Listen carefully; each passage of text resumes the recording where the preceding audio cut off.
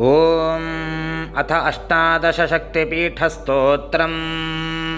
लङ्कायां शाङ्करी देवी कामाक्षी काञ्चिकापुरे, प्रद्युम्ने शृङ्खला देवी चामुण्डी क्रौञ्चपट्टणे, अलम्पुरे जोगुलाम्बा श्रीशैले भ्रमराम्बिका, कोल्हापुरे महालक्ष्मी मुहुर्ये एकवीरा, उज्जयिन्यां महाकाली पीठिकायां पुरुहूतिका, ओढ्यायां गिरिजादेवी माणिक्या दक्षवाटिके, हरिक्षेत्रे कामरूपी प्रजागे माधवेश्वरी, ज्वालायां वैष्णवी देवी गजामाङ्गल्यगौरिका, वारणास्यां विशालाक्षी काश्मीरेषु सरस्वती, 18 पीठानि योगिनामपि दुर्लभम्।